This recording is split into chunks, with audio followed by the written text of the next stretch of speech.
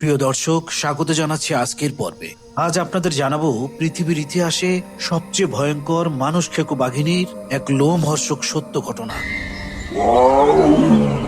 যে ঘটনা এখনো মানুষকে শিহরিত করে। নেপালের জঙ্গলে এক বাঘিনী হঠাৎ হিংস্র হয়ে উঠল। এই বাঘিনী প্রথমে জঙ্গলে কাঠ কাটতে যাওয়া মানুষদের শিকার করত। যখন জঙ্গলে কাঠ কাটতে গিয়ে কয়েকজন মানুষ মৃত্যুবরণ করলো, তখন ওই এলাকার মানুষ দল বেঁধে জঙ্গলে যেতে শুরু করলো। প্রথমে কয়েকদিন ঠিকঠাক কাটলো, কিন্তু পরে তারা বুঝতে পারলো এই বাঘিনীর হিংস্রতা বিন্দুমাত্র কমেনি, বরং সে এখন আরো চালাকির সাথে শিকার করা শুরু করেছে।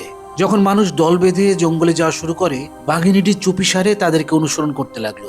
যখনই কোথাও কাউকে দল ছুট হতে দেখতো, ঠিক তখনই বাঘিনী তাকে আক্রমণ করে চুপিসারে জঙ্গলে টেনে নিয়ে যেত। এই একই ঘটনা বেশ কয়েকবার ঘটায় গ্রামবাসী বাঘিনীর এই চাল ধরতে পারলো এবং পর থেকে ওই জঙ্গলে যাওয়াই তারা ছেড়ে দিল। কিন্তু এতে বাঘিনীর হিংস্রতা কমলো না, বরঞ্চ আরো বেড়ে গেল। সে মাঝে মাঝে লোকালয়ে হানা দিতে শুরু করলো। এইভাবে একে একে 200 মানুষকে হত্যা করলো বাঘিনীটা।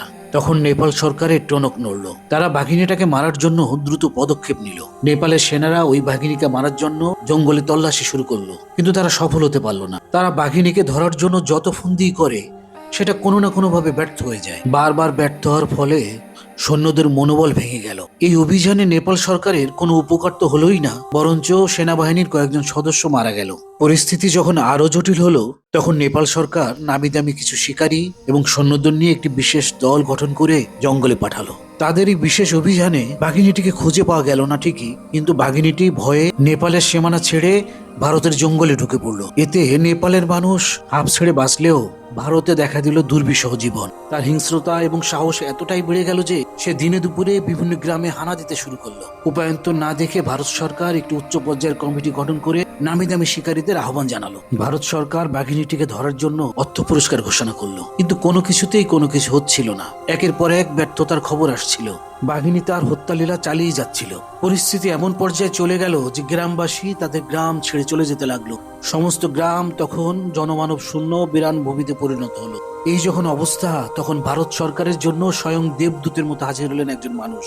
সে মানুষ আর কেউ নন, স্বয়ং কর্নেল জিম করবেট, যিনি কোনোদিন কোনো শিকারে ব্যর্থ হননি। তিনি পৃথিবীর সেই সময়কার সবচেয়ে সেরা শিকারী। জিম করবেট ভারত সরকারের বাঘিনী হত্যার প্রস্তাব গ্রহণ করলেন, কিন্তু তিনি বিনিময়ে দুটি শর্ত দিলেন। ভারত সরকার অবাক হয়ে গেল। তার শর্ত ছিল, বাঘিনী ধরার জন্য যে পুরস্কার ঘোষণা করা হয়েছে সেটা বাতিল করতে হবে। তার দ্বিতীয় শর্ত ছিল যে সেনাদেরকে সেখানে অভিযানে পাঠানো হয়েছে তাদেরকে ফেরত আনতে হবে।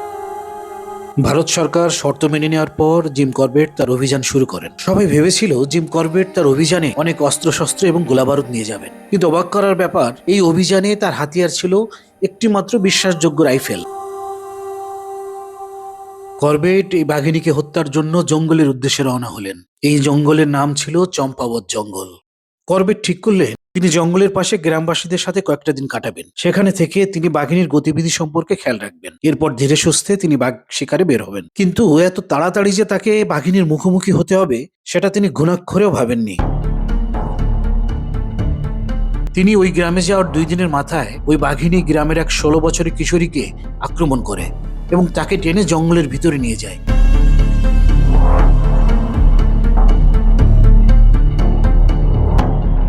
বাঘিনীটি তখনও জানতো না এটি হতে যাচ্ছে তার জীবনের সবচেয়ে ভুল শিকার এবং শেষ শিকার। বাঘিনীটি যখন ওই কিশোরীকে জঙ্গলের ভিতর টেনে নিয়ে যাচ্ছিল, তখন জঙ্গলের মাটিতে কিশোরীর রক্তের দাগ পড়ছিল এবং করবেট ওই রক্তের দাগ দেখেই বাঘিনীকে অনুসরণ করতে লাগলো। বেশ কিছুদূর চলার পর তিনি বাঘের ডেরা আবিষ্কার করে ফেললেন। তখন সন্ধ্যা নেমে এসেছিল। করবেট বুঝতে পারলেন এই অন্ধকারে জঙ্গলে ঢোকা ঠিক হবে না। তিনি সিদ্ধান্ত নিলেন জঙ্গলে বিট দিতে হবে। এই বিট দেওয়া হচ্ছে জঙ্গলকে চারপাশ থেকে ঘিরে ফেলা এবং শব্দ করা। তিনি গ্রামে ফিরে এসে গ্রামবাসীদেরকে বিট দেওয়ার জন্য সাহায্য চাইলেন, কিন্তু প্রথমে গ্রামবাসী রাজি হলো না। পরে তিনি গ্রাম প্রধানকে বললেন, আপনারা যদি আমাকে সাহায্য না করেন তাহলে হয়তো বাঘিনী মরবে, না হয় বাঘিনীর হাতে আমি মরব।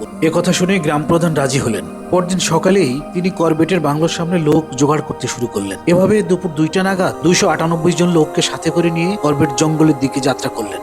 এ সময় গ্রামবাসীদের অনেকের হাতেই মারণাস্ত্র ছিল। তিনি জঙ্গলে গিয়ে মানুষজনকে ছোট ছোট দলে ভাগ করে দেন এবং প্রত্যেক দলকে জঙ্গলের চারদিকে অবস্থান করতে বলেন। তিনি আর গ্রাম প্রধান জঙ্গলের মধ্যে ঢুকে পড়েন। জঙ্গলের মাঝামাঝি পৌঁছাতেই দক্ষিণ প্রান্ত থেকে হইচই আর বন্দুকের আওয়াজ শোনা গেল। করবেট বুঝতে পারলেন মারাত্মক ভুল হয়ে গেছে। তাদের সাথে কথা ছিল তিনি উত্তর প্রান্তে পৌঁছানোর পর তারা শব্দ শুরু করবে।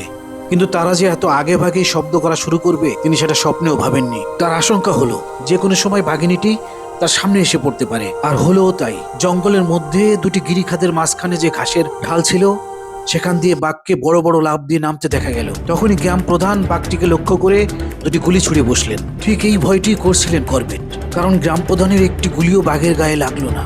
বাঘটি উল্টো উত্তর প্রান্তর মুখে ছুটতে শুরু করলো। করবেট বুঝলেন এই শেষ সুযোগ। তিনি বাঘটিকে লক্ষ্য করে গুলি ছুড়লেন। বাঘিনী এবার তার গতিপথ পরিবর্তন করে করবেটের দিকে ছুটে আসতে শুরু করলো। করবেট নিজের হাতে থাকা 500 মডিফাইড রাইফেলটি সি লেভেল সাইজ ফিক্সড করে গুলি ছুড়লেন। তিনি স্পষ্ট দেখতে পেলেন গুলিটি সোজা গিয়ে বাঘিনীর পিঠে লাগলো। বাঘিনী একটু শিউরে উঠল ঠিকই, নিজের গতি একটু কমালো না। করবেট আবারও একটি গুলি ছুড়লেন। দ্বিতীয় গুলি খাওয়ার পরে বাঘিনী দাঁত খিচিয়ে করবেটের নিকট তেড়ে আসতে লাগলো। তৃতীয় গুলি ছোড়ার জন্য করবেট ট্রিগার চাপলেন, কিন্তু সর্বনাশ কোনো গুলি বেরোলো না। আসলে বাংলো থেকে তিনি 3টি গুলি নিয়ে বের হয়েছিলেন। বাঘিনীটি একেবারেই করবেটের কাছাকাছি চলে এসেছে। অবশ্যম্ভাবী মৃত্যু করবেট তার চোখের সামনে দেখতে পাচ্ছিলেন। বাঘিনী হুঙ্কার দিতে দিতে করবেটের দিকে ছুটে আসছে। ঠিক সেই মুহূর্তে গ্রাম প্রধান তার হাতে থাকা রাইফেলটি করবেটের দিকে ছুড়ে দিলেন এবং বললেন, একটি গুলি আছে, এটাই বাঁচার শেষ সুযোগ। রাইফেলটি হাতে তুলতেই বাঘিনীটিকে করবেটকে লক্ষ্য করে ঝাঁপ দিল। একেবারে পয়েন্ট ব্লাঙ্ক রেঞ্জ করে করবেট শেষ গুলি ছুড়ে দিল। সৌভাগ্যবশত গুলিটি লক্ষ্যভেদ করলো। বাঘিনীটির প্রাণ শক্তি এত দূরই ছিল। তৃতীয় গুলিটি খেয়ে বাঘিনীটি করবেটের সামনেই লুটিয়ে পড়লো। এভাবেই ভবলীলা সাঙ্গ হলো 436 জন মানুষকে শিকার করা পৃথিবীর সবচেয়ে ভয়ঙ্কর নরঘাতক বাঘিনীর। ততক্ষণে গ্রামবাসীদের কাছে এই চরম আনন্দের খবরটি পৌঁছে গিয়েছে। আশেপাশের কয়েকটি গ্রাম জুড়ে আনন্দের জোয়ার বইতে শুরু করলো। তাদের এতদিনকার দুশ্চিন্তা আতঙ্ক সব দূর হয়েছে। আবার তারা শান্তিতে বসবাস করতে পারবে। আনন্দের অতিশয্যে গ্রামবাসীরা করবেটকে কাঁধে তুলে নিল। তারা করবেটের নামে স্লোগান দেওয়া শুরু করলো। করবেট নিজেও তৃপ্ত ছিলেন তার দায়িত্ব পালন করতে পেরেছেন বলে। প্রিয় দর্শক, আজ এই পর্যন্তই। সামনে অন্য কোনো চমকপ্রদ ঘটনা নিয়ে আপনাদের সামনে হাজির হব। সেই পর্যন্ত ভালো থাকুন, সুস্থ থাকুন। আর নতুন নতুন ঘটনা জানতে সাবস্ক্রাইব করে আমাদের পাশে থাকুন। ধন্যবাদ সবাইকে।